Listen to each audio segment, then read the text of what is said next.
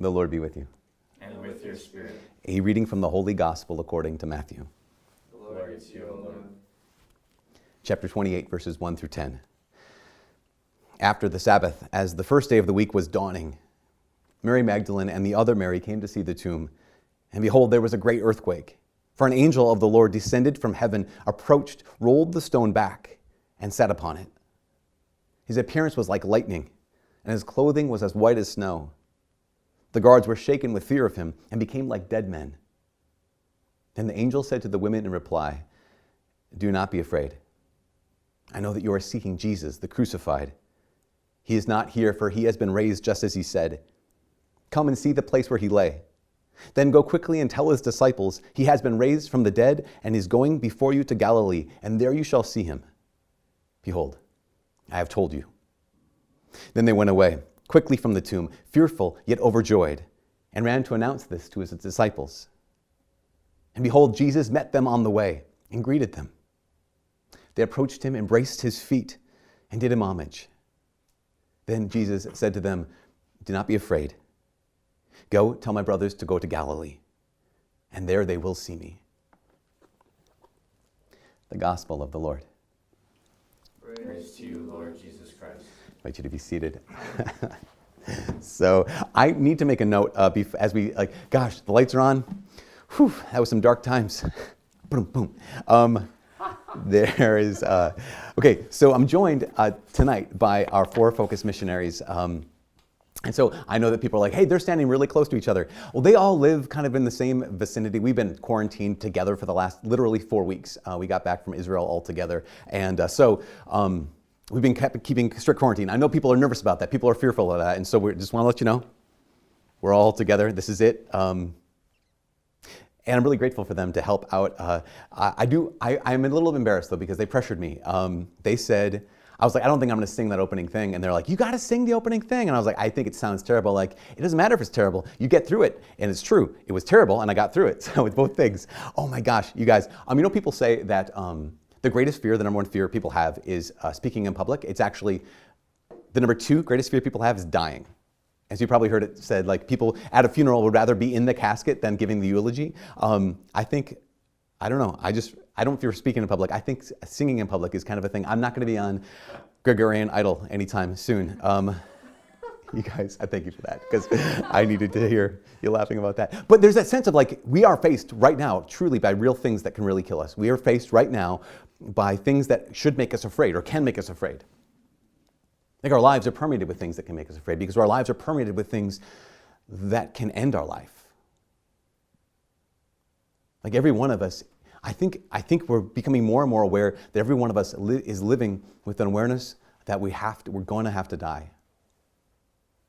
And not only that, but we have this fear upon fear, because what happens is so many people right now, because of viral infections, because of needing to keep distance, so many people are not only dying, they're dying alone. It's like fear upon fear. Because if one of our greatest fears, maybe speaking in public or whatever, one of our greatest fears is dying. Another great fear so many of us have is being alone. And what many people are experiencing right now is they're experiencing what it is to die alone. And I think that we need to focus on this, because what we're celebrating tonight, what we're commemorating, who we're worshiping tonight, what we're doing tonight makes all the difference. Because there's such a thing in this world as one thing that changes everything. And this is the thing. The resurrection is the one thing that changes everything. It changes our fear into courage. It changes what we're hesitant of into boldness. This is the one thing that changes everything, the resurrection of Jesus. Because up until the resurrection, I mean, honestly, Jesus can be a healer, he can be a great teacher, a great prophet, all those things. He can be, up until this point, up until the resurrection, Jesus can be interesting but still ignored. You can see what he does and go like, oh yeah. You know, you can have an opinion about him. You can have like your perspective. You can have a thing where it's like, well, you know, I'm glad if you like him a lot. That's your truth.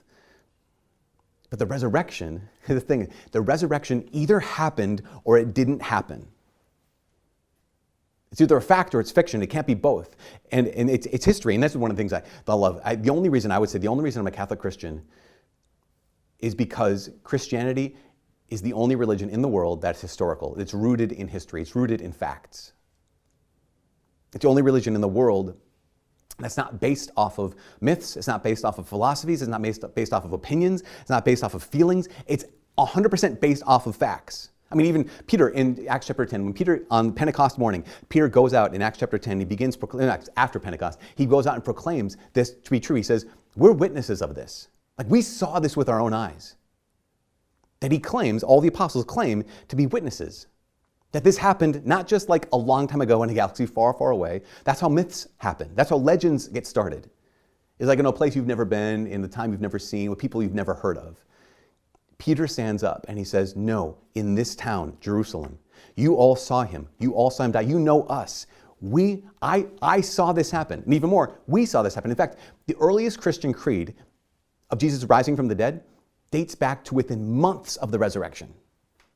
Not decades later, not centuries later, within months of the resurrection, the earliest Christian creed proclaiming that Jesus Christ was dead, but now he's risen. And saying, like, we've seen this. All the disciples saying, we've seen it. Who are the we? Who are the disciples? You have people who aren't perfect. You have Thomas the doubter. You have James and John, the ambitious. You have Peter, the denier, and the foot in mouth putter.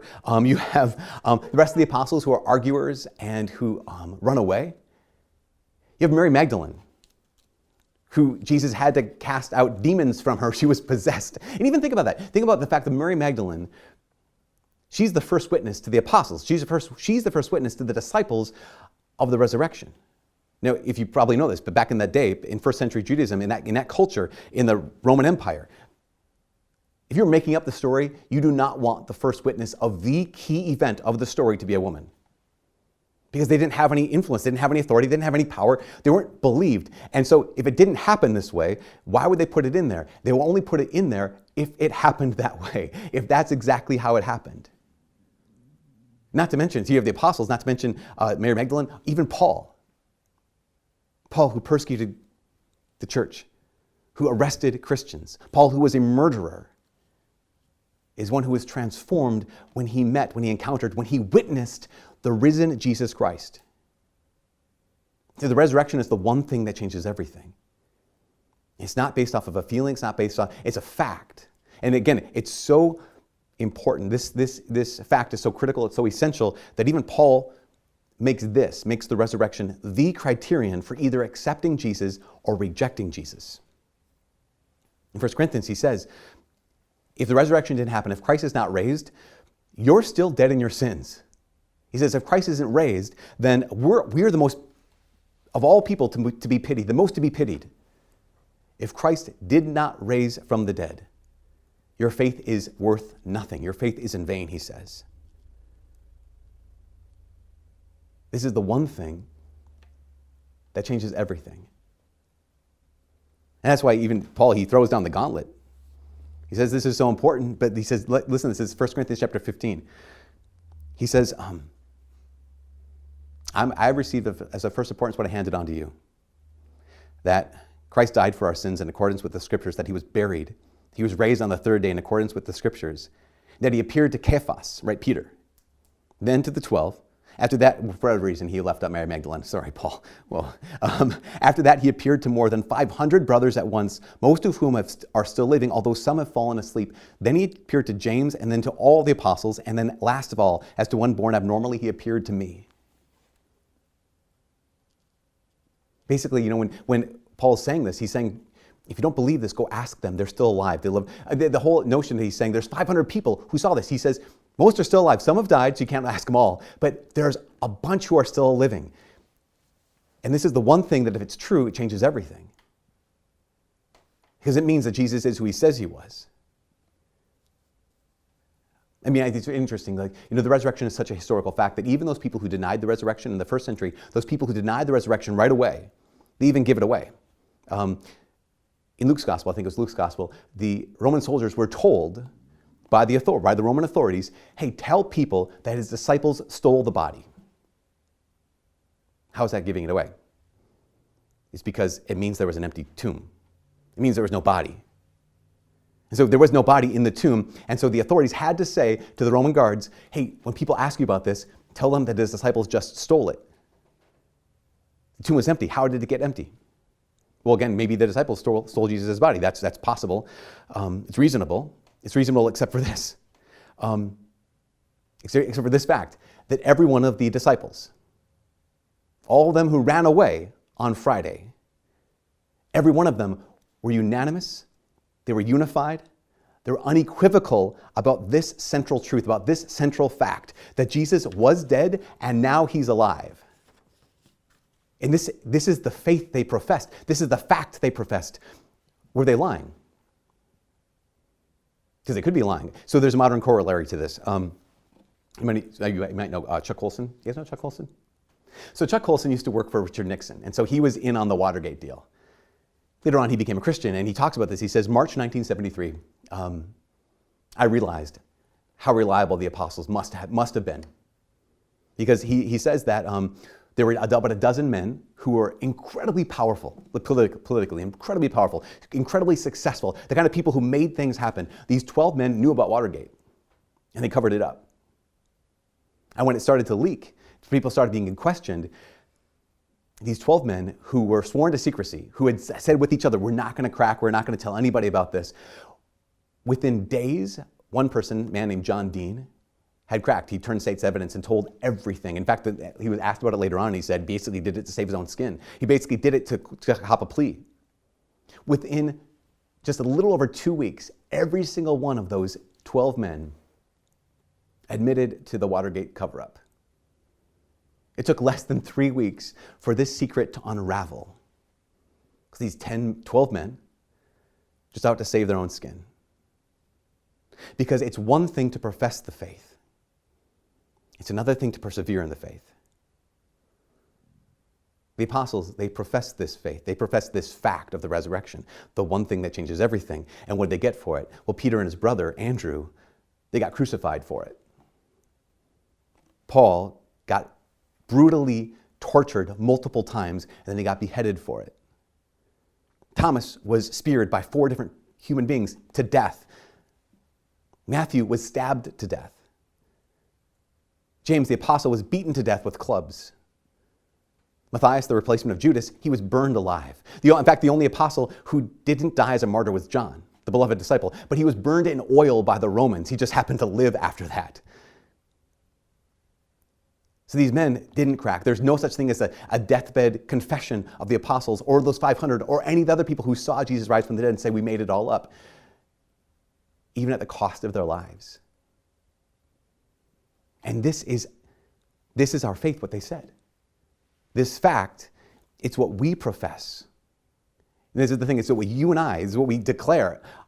Regularly, we say, no, I believe that Jesus Christ is raised from the dead. He is who he says he is. He has conquered death. This is the one thing that changes everything. And it's so funny, C.S. Lewis, author C.S. Lewis, for years he was an atheist before he became a Christian. And he said this, he said, before I became a Christian, people used to talk about faith being a virtue, the thing we profess, about faith we profess, being a virtue. But he said, how is that possible that believing something that's true would be a virtue? How could believing something to be true be either moral or immoral? Because if it's a fact, you just believe it. If it's a fact, you just profess it. There's nothing moral or immoral about believing a fact. And then he became a Christian. And he realized that it's one thing to profess the faith, and it's another thing to persevere in the faith. And this is where it gets really personal tonight, because again, if Jesus rose from the dead, it doesn't just change what we do with late Saturday night on Easter. It doesn't just change what we do on Sunday morning. It changes our whole life. Because it's one thing to profess the faith, another thing to persevere in the faith. Because the day's going to come when I don't want it to be true. Right? The day's going to come when I don't want the resurrection to be true. Because it changes too much. You know, we have our college students here. And they can be raised as Christians, be raised as Catholics. And then what happens is I'm far from home now, and I have this opportunity to live however I want. I don't have to go to church. I don't have to pray. I don't have to live in any particular good way. I can live however. I have this license. I don't want this to be true. Doesn't make it not true. But it's one thing to profess the faith. It's another thing to persevere in the faith. Because the day comes when it's inconvenient. And I talked to so many high school students. who they know the truth about Jesus. They know he's conquered death. They know this is a fact, but then what happens is their friends think that's ridiculous. Their friends think that's absurd, and they think the church is narrow-minded and hateful, and it's believing this truth, believing this fact, professing it is inconvenient. And because there's some truths that make no difference in my life, and there are some truths that make all the difference in my life. And I know so many of you, as you're out in the world, you just have to work so hard. And there's so much to do. You have so many burdens that you carry, so many things you're responsible for. And sometimes it's just like, man, I don't want it to make a difference in my life. I have too much to do. But there are some truths that demand something of me. And the resurrection is one of those truths. The resurrection is one of those facts. It's that one thing that changes everything. And even now in a time of pain for so many people, a time of uncertainty for so many people, a time of fear and a time of loss for so many people, real suffering, the resurrection is still true. That you lost your job, the resurrection is still true. That you're living isolated and so alone, the resurrection is still true. That you're sick, someone you love has died, and you haven't been able to be with them. The resurrection is still true. And so we profess this faith. That's why we persevere in this faith. That's why we witness to this faith. You know, the apostles, those witnesses, again, they all had time to recant if it wasn't true. None of them did. They were unanimous, unified, and unequivocal about proclaiming, professing, persevering in this truth. They all died. You notice one thing about this? I've been praying about this recently. It just struck me. Every single one of them died alone. Every one of the apostles.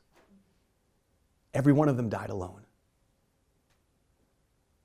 And right now, that might be your story. Right now, that might be your reality. Right now, that might be someone you love desperately. That's what they're going through. And it is absolutely, overwhelmingly painful. And that's why we profess tonight, so we can persevere tomorrow. That's why in a few moments we're going to bless this holy water and profess our faith. Do you believe in this? I do. We profess this fact tonight so we can persevere in this fact tomorrow. We profess this faith tonight so we can persevere in this faith tomorrow. Because if this is true, then all of it's true. This is the one thing that changes everything. If the resurrection is true, then what else is true is that God knows your name. If the resurrection is true, what also is true is God has not forgotten you. If the resurrection is true, that also means that Jesus established a church for you to be home, for you to have a family, for you to have people, even when you are alone. If the resurrection is true, then Jesus has given us his body and blood, his soul and divinity in the Eucharist. Even if you can't reach the Eucharist right now, it's still true. If the resurrection is true,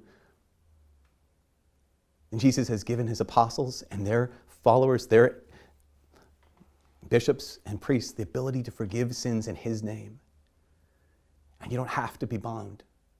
You don't have to be stuck. You don't have to be alone. Because if the resurrection is true, it's all true. And even your greatest fear, death, even the greatest fear upon fear, dying alone, that's been changed too.